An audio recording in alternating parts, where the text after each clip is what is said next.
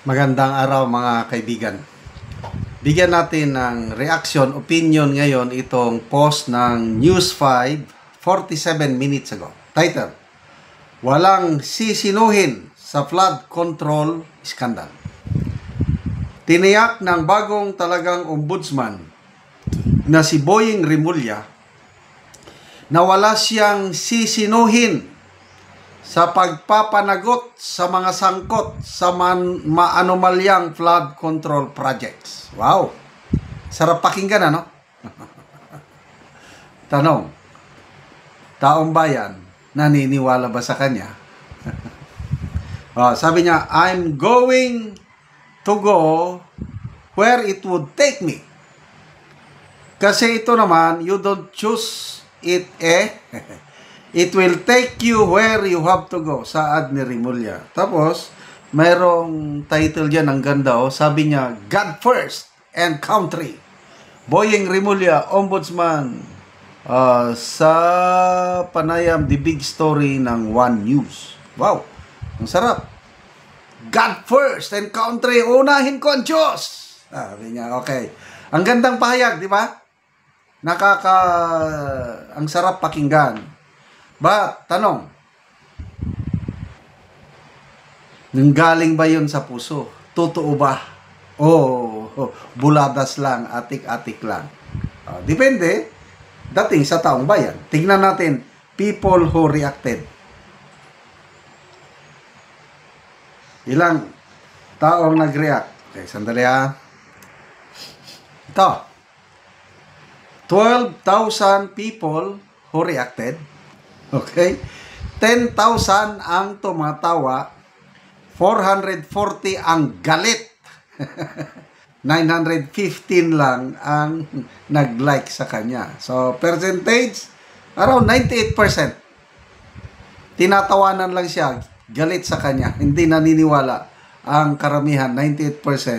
2% lang ang naniniwala sa ating ombudsman. Sarap pakinggan eh. God first and country. Wala akong sisinuhin. Kahit sino dyan na masagasaan, kahit alyado ka pa, kahit kung resista ka pa, kahit pinsan ka pa, humanda kayo. Nandito na ako. Wow. Comments. Ito, grabe si Congressman Kiko Barsaga. Number 1 siya nag-comment. Congressman Kiko Barsaga, Rimulya does not know God. His actions serves the devil. Galing. Napakabigat na statement yun. God first, you do not know God. Ang ginagawa mo, it speaks of the devil. John Barro, sabi niya, banat idol. Ren Panilagan, Congressman Kiko, so true. Oscar Organiza, galing naman idol. Jason Arnijo, his actions are opposite to what he always speaks. Continue to speak for the people, sir. God bless you. Okay. Maalala ko sa Bible, sa Gospel, I don't know kung anong libro sa Gospel, yung mga Jewish people, they believe they have right relationship with God kasi mga descendants daw sila ni Abraham. Kaya lang sabi ng Panginoong Hesus na, your father, the devil, mga anak kayo ng demonyo. Yung mga Hudyo, na mga religyoso, mga Pharisees, sa Joses, tinawag ng Panginoon na, you belong to the devil, your father. Abraham is not your father, sabi ng Panginoon. Ano pa? Sabi ng Panginoon, away from me. Kasi sa judgment daw, lalapit ang mga tao, Lord, did we not prophesy in your name? We serve you. Pinaglingkuran ka namin. Anong sabi ng Panginoon? Get away from me, you evildoers. Hindi ko kayo kakilala. Ang kilala ko lang yung mga gumagawa sa kalooban ng aking Ama. So, it's possible right now, today, in our age, na may mga tao na talagang they speak about God, they believe in God, but their actions are opposite. Meron pa sa James. Sabi ni James na, do you believe in God? That's good. Even the devil, the demons, believe in God too. And they shudder. Nanginginig pa sa takot ang mga demonyo, naniniwala rin sa Diyos. Kaya yung paniniwala sa Diyos is not enough. Ang importante yung trabaho. Sabi ng James, faith without works is dead. Kaya ito, balik tayo kay Congressman Barsaga. Ang galing, no? Remulla does not know God. His action serves the devil.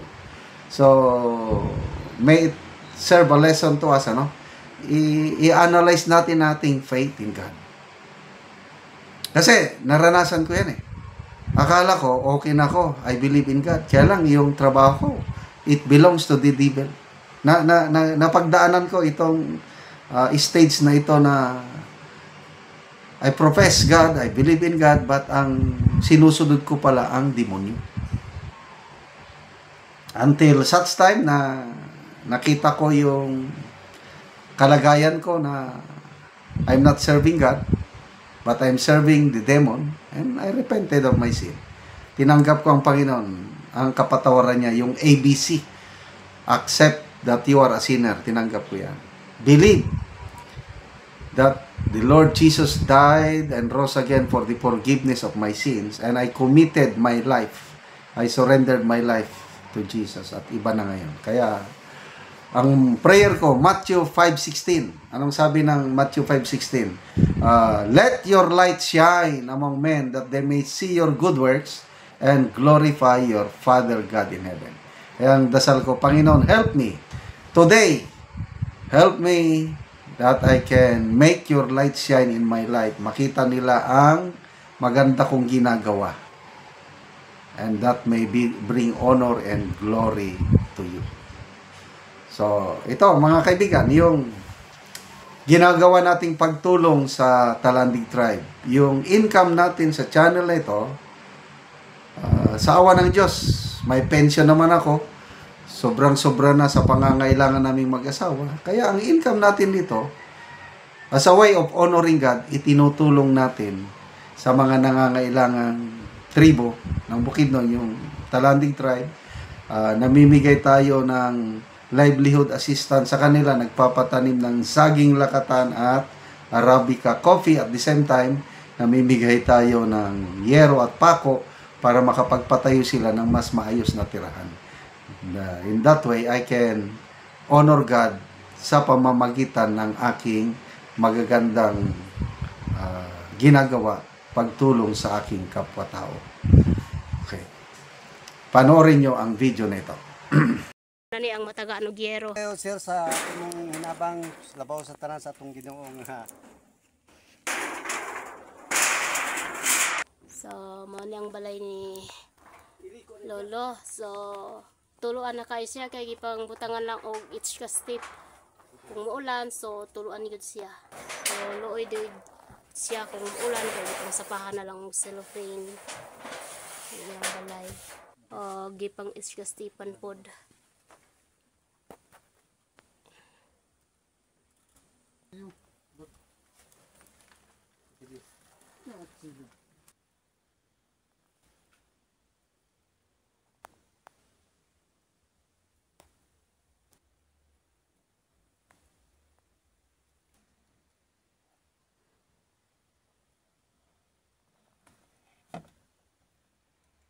So, pila na ni katuig ko lang imong balay sa 9 ani na. 14 na katuig. So, 14 years na. So, aya pa napulihan og gyero kol. Daw aya pa gyud. So, nganong ka aya pa man mapulihan og gyero? Aya pa ipulihan kay na diyan magbagyo, wa pa ni maghigbagyo na. So, Natulpod gibagyoan nga niya. nasuruyan Pila na imong edad? 66. So, 66 na ka. So, na kay mga anak kol. Unong kabok, So, anong kabuok. So, na... duha ang wala magkapamilya. So, duha ang wala ka pamilya. So, asa imong asawa day? Tuwa sa Cagayan, nagtrabaho. So, nagtrabaho ang iyang asawa tungod sa ilang kalisod. Na may so, college. Aya pa daw ni may college. mapulihan ang ilang balay nga yero. Kung kalisod ang akong asawa ay pagin makabalay og eksakto kung kay nakita ko ang gitasag nga makatabang sa among mga problema. Sige call kay makatagaan naman ka call so mag-atop na ka. Makatop na ko. Makatop na ka. Kay Bili na kapanglupad na kaya gid ka kay hinangin. sige, salamat call.